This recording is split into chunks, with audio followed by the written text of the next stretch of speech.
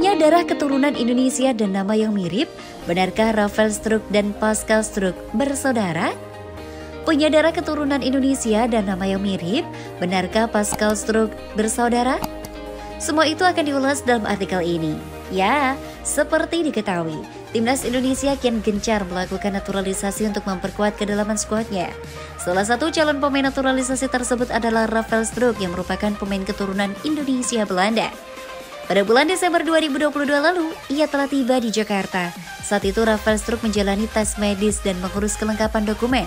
Rafael Struijk sendiri kerap dikaitkan dengan Pascal Struijk pemain Leeds United. Hal ini karena keduanya punya darah keturunan Indonesia dan nama yang mirip. Lantas, benarkah Rafael Struijk dan Pascal Struijk bersaudara?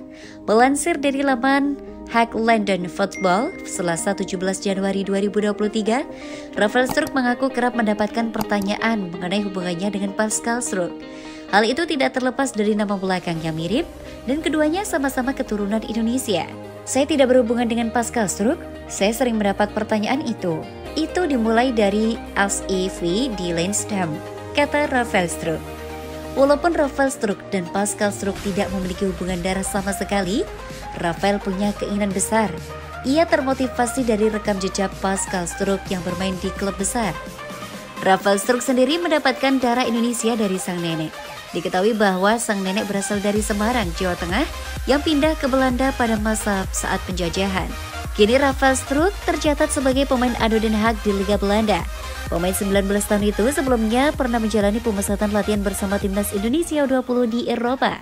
Bahkan, ia membubuhkan 1 gol saat Timnas Indonesia U20 menjajal Slovakia U20.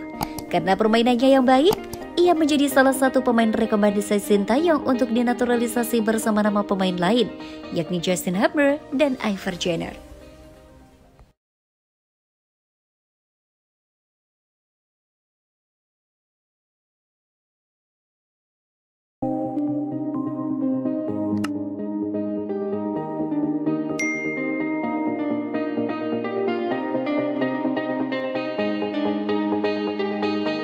Dua ex pemain Timnas Indonesia yang daftar calon EXO PSSI di KLB 2023. Siapa saja? Komite Pemilihan Kongres Luar Biasa PSSI telah menerima nama-nama bakal calon anggota Komite Eksekutif. Menariknya, ada 2 nama yang berstatus sebagai mantan pemain Timnas Indonesia. Siapa saja mereka? 2 nama yang berstatus sebagai jebolan Timnas Indonesia ini tercantum dalam daftar 78 bakal calon anggota EXO PSSI yang mendaftar maupun didaftarkan untuk maju dalam Kongres Luar Biasa PSSI mendatang. Nama-nama ex penggawa Timnas Indonesia ini tentunya akan bersaing dengan pemilik klub, pengurus klub, politisi, pengusaha, hingga selebritas yang juga muncul dalam calon anggota Komite Eksekutif. Berikut Suara.com menyajikan daftar nama mantan pemain Timnas Indonesia yang mendaftar sebagai calon anggota Komite Eksekutif PSSI. Pertama, Kurniawan Dwi Yulianto. Nama Kurniawan Dwi Yulianto tentunya sudah tak asing lagi bagi seluruh pecinta sepak bola Indonesia, sebab ia adalah sosok striker legendaris ketika masih aktif bermain. Pada KLB PSSI ini, nama Kurniawan Dwi Yulianto muncul sebagai salah satu kandidat calon anggota Komite Eksekutif PSSI. Pemain yang lebih akrab dengan julukan si kurus ini memang sebelumnya sempat mendaftar sebagai calon ketua umum PSSI pada KLB edisi 2017.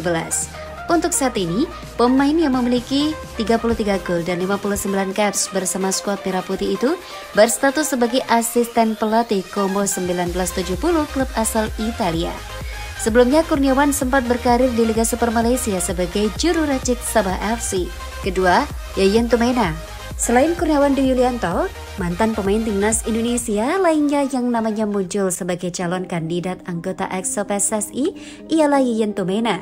Status Yayan Tumena sebetulnya juga sama dengan Kurniawan, yakni jebolan program PSSI Primavera 1993-1994. Sebelum memutuskan dan meniti karir di dunia kepelatihan, Yayan sempat mendapatkan status sebagai pegawai negeri sipil di Dinas Tata Kota dan Bangunan Pemerintah Kota Tangerang. Namun, status itu ditanggalkan oleh Yayan Tumena karena memilih untuk melanjutkan perjalanannya di dunia racik strategi.